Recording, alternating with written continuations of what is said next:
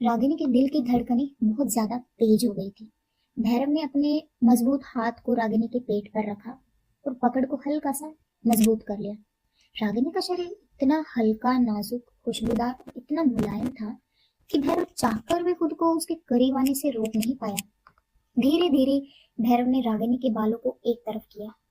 रागिनी की पानी के नीचे हाथ की मुट्ठियां जोर से कस गई और वह अपनी सांसों को थामकर खड़ी हो गई।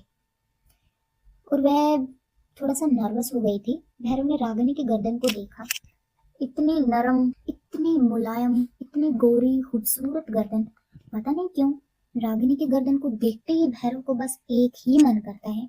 उसे याद है पिछली बार एक्साइटमेंट में आउट ऑफ कंट्रोल होकर वह रागिनी के ब्लड को चखने लगा था और रागिनी का ब्लड काफी ज्यादा टेस्टी भी था। इतना ज्यादा कि उसका टेस्ट अब तक भैरव की जुबान पर था। भैरव को फिर से वह टेस्ट की इतनी इच्छा होने लगी। फिर से एक बार उस ब्लड को टेस्ट करने का मन करने लगा। भैरव की सांस थोड़ी तेज हो गई। उसने अपना हाथ उठाया और अपनी उंगलियों को रागिनी की गर्दन पर फेरने लगा। रागिनी ने आंखें बंद की और होठों को अपने दांतों के नीचे दबा लिया। धीरे धीरे भैरव ने अपने चेहरे को आगे बढ़ाया और रागिनी की गर्दन पर अपने होठों को रख दिया। अब तो रागिनी का दिल इतना जोर से धड़कने लगा था कि ऐसा लग रहा था मानो वह अभी सीने से बाहर उछलने लगेगा।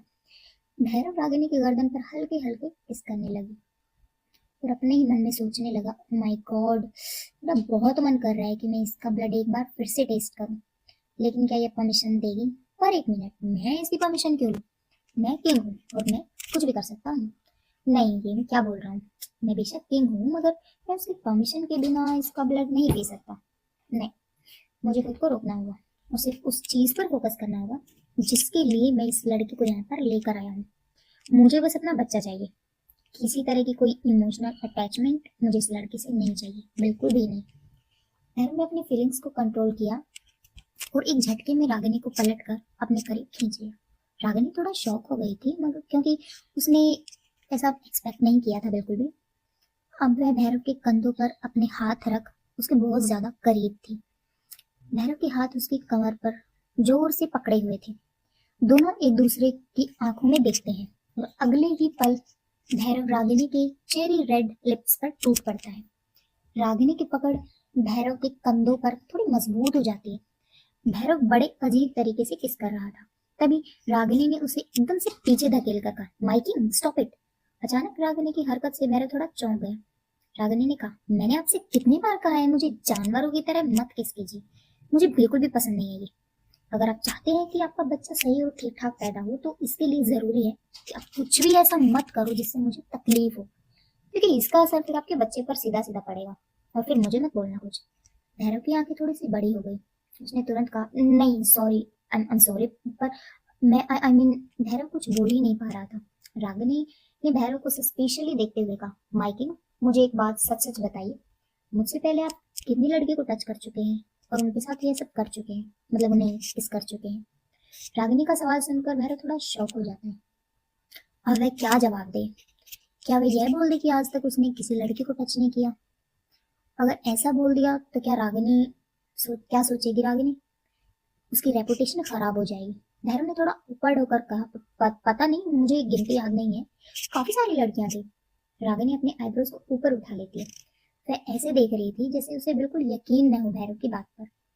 भैरव ने जब उसे अपनी तरफ ऐसे देखते हुए देखा तो वह और ज्यादा ऑकवर्ड हो गया। वह कहीं उसकी आंखों में झूठ ना देख ले, इसलिए थोड़ा गुस्से में बोला, हाउ डेयर यू, मैं तुम्हारा किंग, मुझे ऐसे इस तरह का सवाल तुम कर भी कैसे सकती हो? और मुझे ऐसे देखना बंद करो। तुम्हें क्या लग रहा है मैं झूठ बोल रहा हूँ? मैं झूठ नहीं बोल रहा, समझी?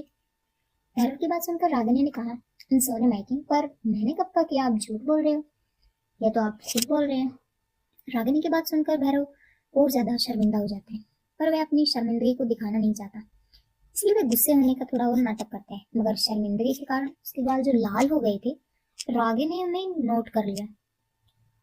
रागिनी भैरव के करीब आई।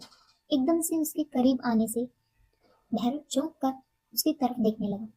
रागिनी ने भैरव के सीने पर हाथ रखा और थोड़ा सा कामुक तरीके से अपनी हथेली को उसके सीने से रगड़ने लगी। भैरव को अचानक महसूस हुआ कि उसके रोंगटे खड़े हो गए। रागिनी ने कहा, माइकिन, एक लड़की बहुत नाजुक और बहुत सेंसिटिव होती है। उसके साथ यह सब कुछ बहुत ज्यादा सॉफ्ट तरीके से और प्यार से ही किया जाना चाहिए, लेकिन आपकी हरकतों में सॉफ्टनेस नाम की तो कोई चीज है ही नहीं। आप हमेशा मुझ पर ऐसे टूट पड़ते हैं जैसे मुझे खा ही जाएंगे। अगर आपको मुझसे एक बच्चा अच्छा हेल्दी चाहिए तो इस बात की कोशिश कीजिए कि जो भी मेरे साथ करे उसमें मुझे तकलीफ बिल्कुल भी नहीं होनी चाहिए। भैरव चुपचाप अपनी जगह पर खड़ा रहा। पिछली रात भी जब उसने रागिनी के साथ सब कुछ किया तो रागिनी ने पहल की थी, जिसको फॉलो करके वह बाकी सब कर रहा था। उस वक्त तो रागिनी नशे में थी है, इसलिए अगर दर्द भी हो रहा होगा तो उसे महसूस नहीं हुआ, मतलब वो नहीं कर पाई थी, रिएक्ट नहीं कर पाई थी। मगर आज तो पूरे होश में है, और पता नहीं क्यों रागिनी होश में है उसके बावजूद यह सब कुछ करने में भैरव को काफी ज्यादा हिचकिचाहट भी हो रही है। पहली बार किसी चीज को लेकर वह थोड़ा नर्वस फील कर रहा था। अगर उसने सब कुछ अच्छे तरीके से नहीं किया तो यह लड़की क्या सोचेगी इसके बारे में। रागिनी भैरव के करीब आई और कहा, मैं बताती हूँ कि एक अच्छा केस कैसे किया जाता है।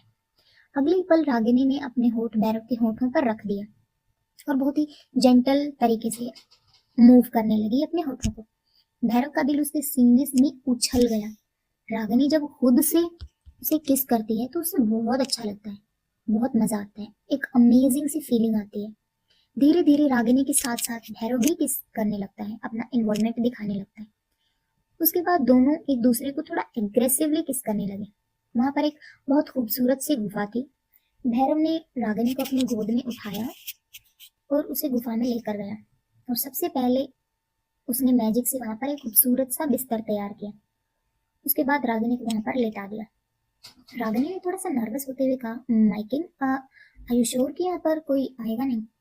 भैरव ने रागिनी की आंखों में देखा और तिरछा सा मुस्कुरा कर कहा, डोंट वरी, यहाँ सबको अपनी जान प्यारी है। अगले ही पल वह पूरी गुफा रागिनी की सिसकियों के साथ गूंज रही थी। रागिनी ने पहली बार अपनी सिसकियों में जब भैरव का नाम लिया तो अचानक भैरव शॉक हो गया। उसकी धड़कनें काफी ज्यादा तेज हो गई और एक्साइटमेंट चरम सीमा पर पहुंच गई। उसने रागिनी को रोका नहीं, बल्कि उसके मुंह से अपना नाम सुनना ऐसा लग रहा था जैसे उसके लिए अमृत हो।